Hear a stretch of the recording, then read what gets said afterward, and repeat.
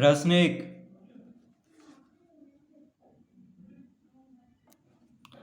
निम्नलिखित का गुणनखंड निकालें। प्रश्न 1 का पहला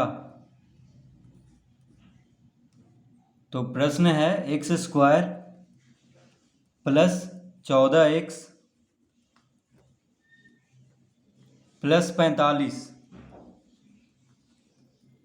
तो प्रश्न है x square plus 14x plus 45।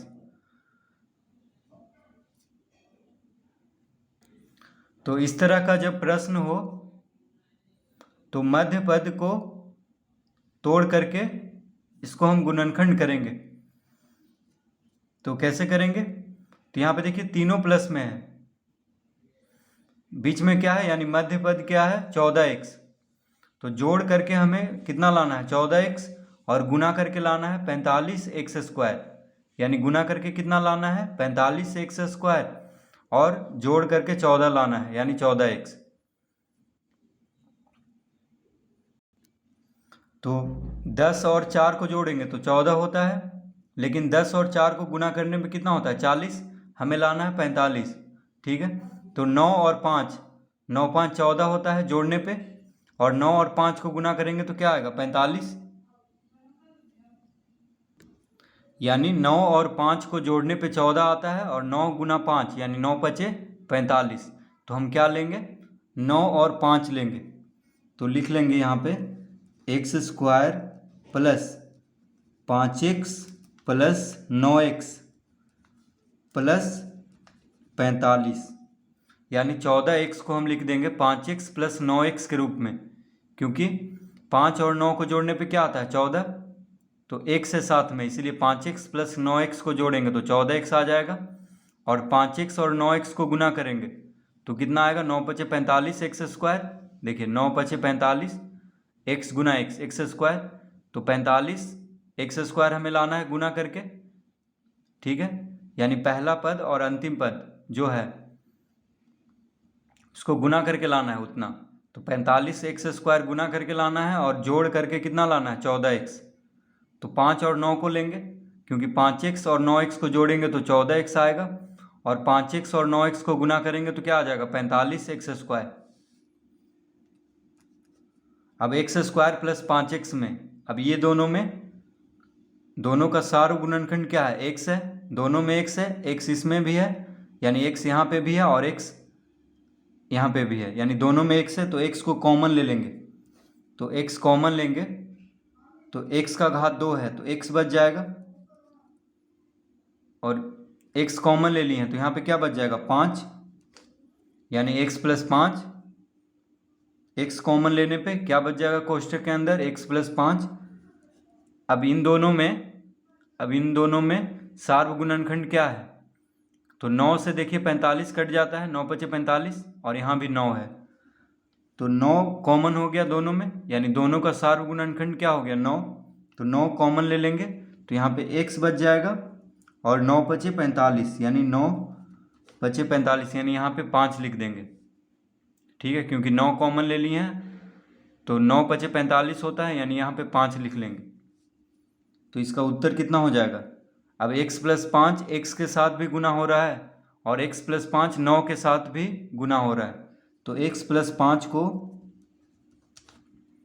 Common ले लेंगे, x प्लस 5 को कॉमन ले लेंगे तो क्या बच जाएगा, तो x प्लस 5 कॉमन हो गया तो यहाँ पे 1 बचा, यानी x गुना 1 x हो जाएगा यहाँ पे, और यहाँ पे x प्लस 5 कॉमन ले लिए हैं तो 9 गुना 1, यहाँ पे 1 बचेगा, तो 9 गुना 1 9 यानी प्लस 9, 9 प्लस में है तो यहाँ पे 9 लिख देंगे यानी प्लस 9।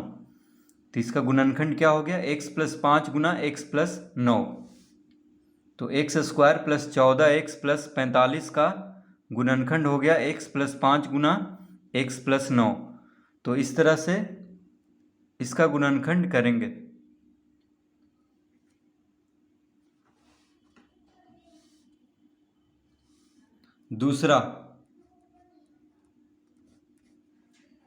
दूसरा में है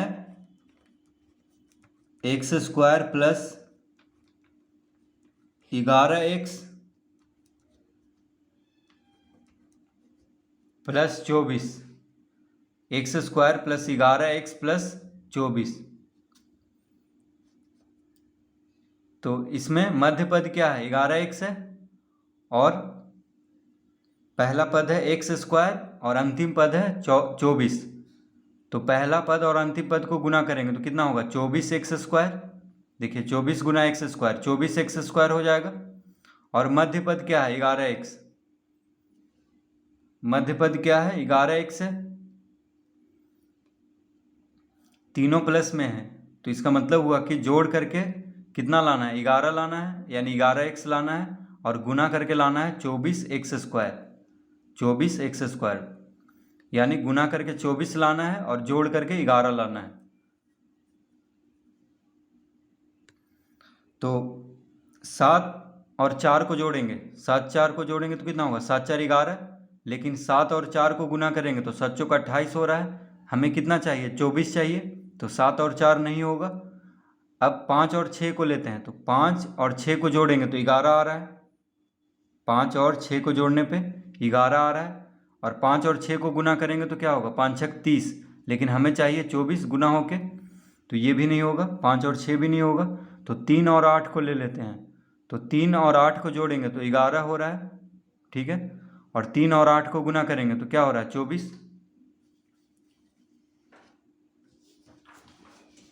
तो देखिए 5 और 6 को जोड़ने पे कितना आ रहा था, 11, लेकिन अगर 5 गुना 6 करेंगे तो कितना आ रहा है, 30 आ रहा है, जो कि नहीं होगा। हम कितना गुना करके लाना है, हमें 24 लाना है और जोड़ करके 11 लाना है। तो जोड़ करके तो 11 आ रहा था, लेकिन 24 गुना करके लाना है, तो ये नहीं आया।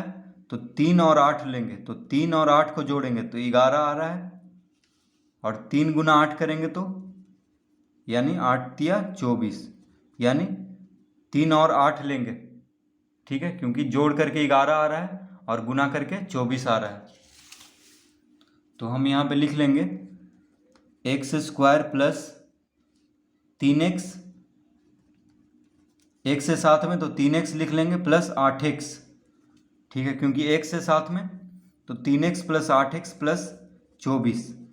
तो देखिए 11x आएगा, ये दोनों को जोड़ेंगे तो 3x प्लस 8x कितना होगा, 11x, और इन दोनों को गुना करेंगे तो 3 8 24 और x गुना x स्क्वायर, यानी 24x स्क्वायर चाहिए गुना करके, तो आ रहा है।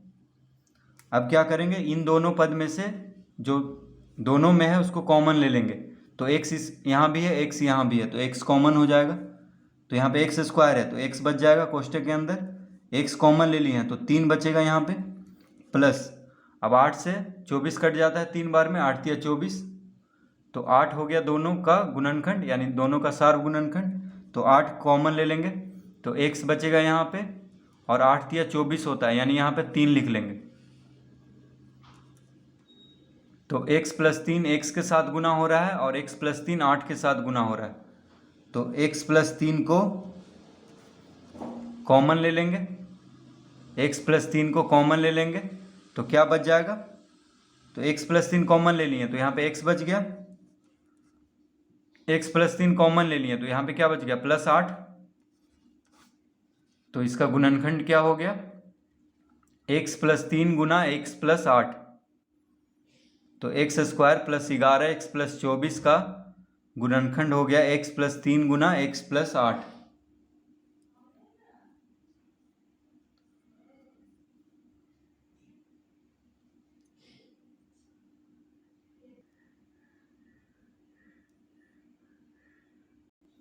प्रश्न 3,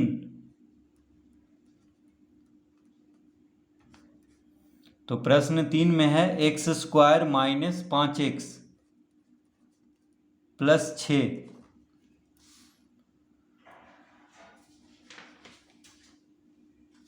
तो प्रश्न क्या है, x square minus 5x plus 6। अब यहाँ पे मध्य पद क्या है, माइनस 5x है, और पहला पद और अंतिम पद क्या है, तो पहला पद है एक्स स्क्वायर और अंतिम पद है 6, यानी गुना करके लाना है 6x स्क्वायर, वो भी प्लस में क्योंकि ये दोनों प्लस है, और जोड़ करके लाना है माइनस 5x, ठीक है। तो 4 में 1 जोड़ेंगे तो क्या होता है 5, लेकिन 4 और 1 को गुना करेंगे तो 4 होता है। हमें चाहिए कितना, 6 चाहिए। गुना करके कितना चाहिए, 6 चाहिए। तो 6 के बराबर नहीं है 4, तो अब हम लेंगे 3 और 2, तो 3 2 5 और 3 गुना 2 कितना होगा, 3 गुना 2 6। तो देखिए 6 आ रहा है गुना करके, और जोड़ करके आना चाहिए 5। तो 3 और 2 को जोड़ रहे हैं तो 5 आ रहा है, और 3 गुना 2 कितना हो रहा है 6। यानी हम लेंगे 3 और 2 लेंगे। तो हम लिख लेंगे x² minus 2x minus 3x और प्लस 6। दोनों माइनस में लेंगे, क्यों लेंगे, क्योंकि यहाँ पे माइनस में है। तो देखिए माइनस 2x माइनस 3x क्या हो जाएगा, माइनस 5x, क्योंकि हमें माइनस में लाना है यहाँ पे। तो माइनस माइनस को जोड़ेंगे, दोनों माइनस में है तो दोनों जुड़ जाएगा, यानी 3 और 2 5 हो जाएगा, और माइनस चिन्ह रहेगा यानी माइनस में यहाँ पे, तो दोनों को माइनस में लेंगे तभी -2 और -3 -5 होगा। और देखिए जिसको गुना करके लाना है वो प्लस में है, 6x², ये दोनों प्लस में है तो माइनस माइनस होता है प्लस, और गुना करेंगे तो 3 दूना 6x², यानी गुना करने पे -2 और -3 यानी -2x और -3x को गुना करेंगे तो क्या आ जाएगा, माइनस माइनस प्लस, और 3 दूना 6x², इस तरह लिख लेंगे। तो दोनों माइनस में लेंगे तभी जोड़ करके माइनस में आएगा, और गुना करके प्लस में आएगा, क्योंकि गुना करके प्लस में लाना है। 6x² प्लस में है, तो अब इन दोनों में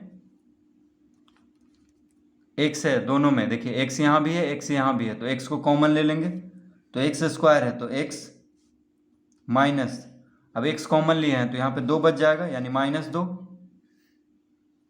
x कॉमन ले लिए हैं तो यहाँ पे x का घात 2 है तो x बचेगा कोष्टक के अंदर, और x कॉमन ले लिए तो यहाँ पे क्या बच जाएगा, -2, क्योंकि यहाँ पे माइनस लगा हुआ है तो -2 लिख देंगे। अब यहाँ पे इन दोनों में, इन दोनों का सार्व गुणनखंड क्या है, तो 3 से 6 कट जाता है 2 बार में, 3 दूना 6 यानी 3 ले लेंगे। तो 3 के यहाँ पे माइनस है तो -3 कॉमन ले लेंगे। तो जब -3 कॉमन ले लिए हैं तो यहाँ पे क्या बच गया, x। अब देखिए यहाँ पे कौन सा चिन्ह होगा, तो यहाँ पे प्लस है, ठीक है। तो 3 दूना 6 होता है तो पहले हम 2 लिख लेंगे यहाँ पे, 3 से 6 2, यानी 3 में 2 गुना करने पे 6 आता है तो 2 यहाँ पे लिख लेंगे। और यहाँ पे कौन सा चिन्ह होगा, तो यहाँ पे प्लस है, यहाँ पे माइनस कॉमन लिए थे तो प्लस माइनस क्या होता है, माइनस, यानी यहाँ पे माइनस लेंगे।